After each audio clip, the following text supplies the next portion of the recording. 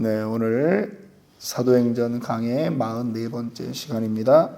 루스드라 사역이라고 하는 제목으로 오늘 말씀을 나누겠습니다. 바울과 바나바가 이고니온에서 루스드라로 도망을 갑니다. 이제 그곳에 가서 일어나는 일들을 사도행전의 기자 누가가 기록하고 있습니다. 누가는 그곳에서의 첫 번째 사역을 발을 쓰지 못하는 사람, 옛날 버전의 성경으로 보면 앉은뱅이, 나면서 앉은뱅이 된 사람, 이 사람을 고치는 일로부터 시작합니다. 여러분, 나면서부터 앉은뱅이 되었으니까 고대 사회에서 생계가 막막한 사람이었을 것이고, 아마 거지였을 것이다, 이렇게 봅니다. 걷지 못합니다. 걸어본 적이 없습니다. 우리는 이 구절을 읽을 때 우리는 어느 부분이 생각이 납니까? 사도행전 3장에 베드로와 요한이 예루살렘 성전 미문 앞에 앉아있던 앉은뱅이를 고쳤던 그러한 일을 우리가 떠올리게 되는 거죠. 지금 두 성경의 그 두 부분의 표현이 아주 유사합니다. 지금 누가는 지금 베드로를 통해서 예루살렘 성전 앞에서 구걸하던 사람이 고침받은 것과 바울을 통해서 지금 루스드라에서 앉은뱅이가 일어난 것을 의도적으로 지금 그렇게 소개하고 있는 것입니다. 복음을 선포할 때 동일한 치유의 역사가 일어난다라고 하는 것이죠. 왜? 같은 성령이 역사하니까. 여러분, 저와 여러분들에게 있는 성령 하나님은 같은 하나님입니다. 우리는 같은 하나님을 섬기고 있는 것입니다. 하나님이 역사하니까 동일한 일들이 일어나고 있다라고 하는 것.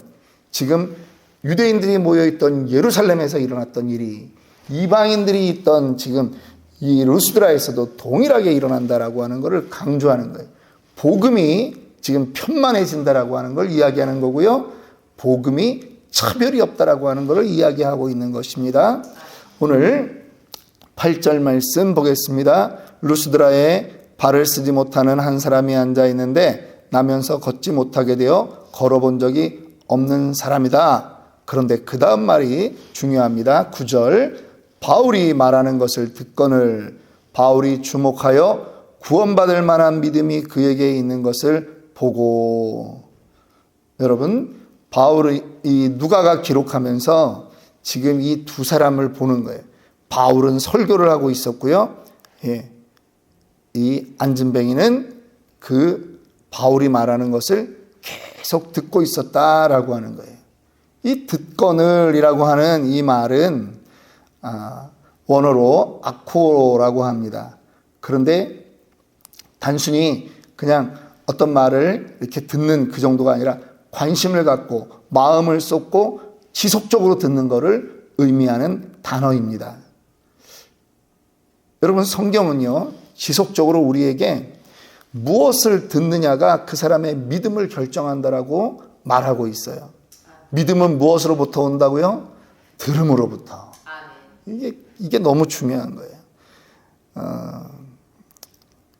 제가 맨날 이렇게 유튜브를 해서 올리는 이유가 있어요. 우리 성도들이 한 매일 그래도 평균 한 24명, 25명, 뭐 저희 어른 숫자가 28명 그 정도니까 뭐 우리 성도들은 다 듣는다라고 이렇게 봐도 되는데 들으라고 하는 거예요. 계속 선포하는 거예요. 들으면 믿음이 자라게 돼 있어요. 그래서 이게 반복의 힘을 무시하면 안 돼요. 반복의 힘이 대단한 거예요. 제가 여러 차례 얘기했는데, 제가요, 예전에 이제 우리 한국에 한 차관급 되는 분하고 이렇게 한 4박 5일 중국을 여행했던 적이 있어요. 제가 이렇게 보니까 매일 아침마다 똑같은 시간에 일어나서 똑같이 성경 보고 똑같이 기도하더라고요. 노래는 못 부르니까 이 양반이 나 같은 죄인 살리신 그거를 1절부터 4절까지를 쭉쭉 읽고 그 다음에 매일 성경 3챕터씩 읽어나가요. 아, 세상에서 성공하는 사람도 저렇게 하는구나. 또 어떤 분, 같이 샌프란시스코 여행을 하는데 새벽 4시면 일어나요. 새벽 4시에 일어나가지고 옆에 침대에서 중얼중얼 그때부터 기도하는 거예요. 우리 D3 이거 3분 복음 메시지 만든 그 안창천 목사님 아 대단하시더라고요. 새벽 4시면 일어나가지고 기도하는 거예요. 한 1시간을 기도해요. 그럼 또 기도하다 또 중간에 또 3분 복음 메시지를 또 계속 외우고 또 막 그리고 일어나서 이제 그 시간에 또 설교를 쳐요. 책을 쓰고 계세요. 아, 이게 파워구나. 여러분들의 매일매일 하는 일에 그 반복을 무시하지 마세요. 무엇을 반복하느냐에 따라서 사람의 인생이 바뀝니다. 무엇을 듣느냐로 인생이 바뀌어요. 믿음이 자라기를 원하십니까? 매일 말씀을 들으세요. 매일 말씀을 읽으세요. 바뀝니다. 인생이 바뀌어요. 믿음이 자라납니다. 지금 여기서 구원받을 만한 믿음이 있었다라고 말하는데요. 바울이 주목하여 구원받을 만한 믿음이 그에게 있는 것을 보고 여러분 이걸 어떻게 알 수 있을까요? 설교를 듣는 그의 눈에 하나님을 믿으면 나도 낫겠구나라고 하는 그 믿음이 생긴 거를 바울이 보았다라고 하는 거죠. 여러분 우리 예배에 이 설교 듣고 하는 것이 내 인생을 바꾸는 거라고 하는 거를 믿는다면 설교를 들을 때 눈이 반짝반짝일 수밖에 없죠. 졸을 수가 없는 거예요. 설교가 오늘 그 하나님의 말씀이 내 인생의 마스터키다라고 생각한다면 한마디도 놓치지 않으려고 집중하는 거죠. 반복해서 들으려고 하는 거죠. 역사는 거기서 일어납니다. 안진뱅이가 일어납니다. 왜 바울은 복음을 전하면서 안진뱅이를 치유했을까요? 오늘 그 바울은 지금 예수님이 하셨던 일을 그대로 실천하는 것입니다. 우리는요, 복음을 전할 때 말로만 전하지 말고 그를 위해서 기도하며 우리가 치유를 선포해야 돼요. 예수님의 사역, 어제도 말씀드렸습니다만 예수님은 3가지 하셨습니다. 티칭, 프리칭, 힐링. 티칭, 프리칭, 힐링. 가르치고 전파하고 치유하셨어요. 교회가 본질적으로 해야 되는 일은 이거예요. 예수 믿는 사람이 본질적으로 해야 되는 건 이거예요. 그래서 제자 되자라고 하는 거예요. 제자 삼으라라고 하는 거예요. 누군가를 교회에다 데려놓으면 되는다가 아니라 예수 믿게 하고 그를 예수 믿도록 가르쳐야 되는 거예요. 그리고 예수 믿었으면 전도자가 되게 하는 거예요. 그런데 여러분, 예수님은 어느 지역을 가다가 이렇게 누군가가 문제가 있으면 바로 그 자리에서 치유를 하셨잖아요. 고치셨어요. 그런데 사도행전으로 넘어오면서 제자들의 삶은 달라요. 제자들은 물론 바로 고치는 사람도 있고 그러한 역사들도 있지만 점점 어떻게 해요? 복음이 전파되면 치유가 일어나더라는 거예요. 그러니까 치유의 역사는 뭐예요? 복음이 확산되게 하는 것에 이게 항상 따라오는 거라는 거죠. 사람들이 보면 믿으니까. 그래서 바울은 지금 예수님이 가르친 그 3가지 일을 지금 실천하고 있는 거예요. 우리는요, 이걸 어떻게 실천하면 좋아요?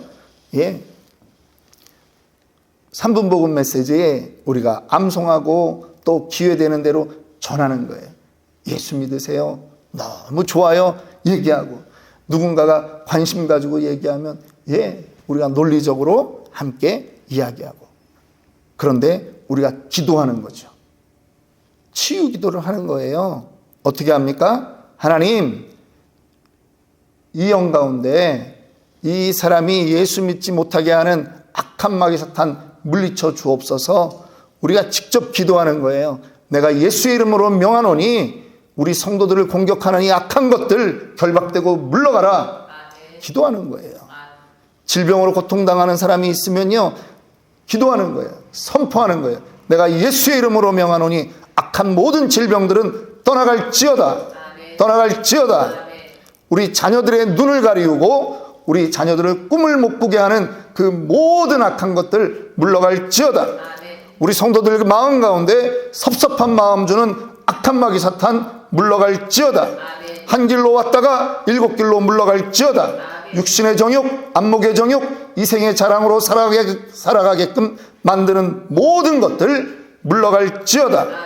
혹시라도 우리 성도들 가운데 아침에 일어났는데 꿈자리가 안 좋아서 아직도 그거에 붙들려서 힘들다라고 하는 분들이 있습니까? 선포하세요. 내 인생에 장난치는 악한 마귀 사탄 결박되고 떠나갈지어다. 꿈과 사주팔자에 잡혀서 아직도 과거를 붙들고 살고 있는 인생들 선포하세요. 나는 이제 예수의 자녀다. 나는 이제 하나님 자녀다. 나는 아름답게 살 것이다. 여러분, 선포하면 경험하게 되는 거예요. 반복하세요. 반복이 힘입니다. 지금 베드로가 예수님이 했던 그 일을 그대로 하는 거예요. 일어나라! 선포하니까 일어나는 거예요. 그랬더니 이 마을 사람들의 반응이 어떻습니까? 이 안진뱅이 되었다 일어난 사람을 보고 마을에 제사장들이 달려오는 겁니다. 뭘 가져와요? 소와 화환을 가지고 오는 거예요. 12절 보니까 시외 제우스 신당의 제사장이 소와 화환들을 가지고 대문 앞에 와서 무리와 함께 제사하고자 하는, 야, 여기에 지금 신이 왔구나. 신이 여기에 왔구나. 주석에 보면 이 마을에는 이 옛날에 제우스와 이 헤르메스라고 하는 이 신이 사람의 모양으로 왔는데 하룻밤만 재워달라고 이 마을에 그 옆마을에 도착을 했는데 그 지역에서 다 사람들이 모셔드리지라는 거예요. 그래서 어느 허름한 집에서 정말 문간에서 이렇게 잠을 자고 떠나게 되었던 거죠. 너무 기분이 나빠서 제우스가 내가 홍수로 이 마을을 쓸어버리겠다라고 해서 그 옆마을이 홍수로 떠나갔어요. 그래서 사람들이 두려워하는 거예요. 다음에 누군가가 와서 이적을 베풀면 그 사람은 누구다? 예, 등치가 좋은 사람 바나바는 그래서 제우스다. 이 말을 잘하는 바울, 헤르메스다. 그렇게 하는 거예요. 그러니까 신이 나타났다는 거죠. 그래서 소와 화환을 가지고 와서 제사하려고 합니다. 여러분, 오늘날에도 무엇인가를 숭상하려고 하는 것들이 우리 마음에 있어요. 학벌이 우상이 되어 있어요. 돈이 우상이 되어 있어요. 여러분, 그거 아니라는 거죠. 우리는 이 땅에 잠시 살아가는 겁니다. 잠시 살아가는 거예요. 여러분, 헛된 것을 쫓아가면 안 돼요. 사람들은 자꾸 헛것을 쫓아가고 있는 거예요. 그런데 여러분, 그거 아십니까? 사람들이 다 죽을 때 입고 가는 옷을 우리 뭐라고 하죠? 수의라고 하잖아요. 예, 수의에는 주머니가 없습니다. 가져갈 게 없어요. 그런데 이 땅에서 무엇을 지금 붙들고 살고 있냐라고 하는 거죠. 우상을 버려야 됩니다. 하나님만 바라보아야 되는 거예요. 마음의 중심을 누구에게 두고 있느냐? 물질에 두고 있느냐? 하루하루 먹고 사는 것에 내 중심을 두고 있느냐? 아니라는 거죠. 하나님만 우리가 관심 두기 원합니다. 하나님만 관심 두면 하나님이 해결해 주는 것을 경험할 수 있어요. 네 번째입니다. 오늘 그들이 만류하면서 이제 우리가 전도하는 목적이 바로 너희에게 하나님을 소개하는 거다. 그렇게 이제 그들에게 전도하게 됩니다.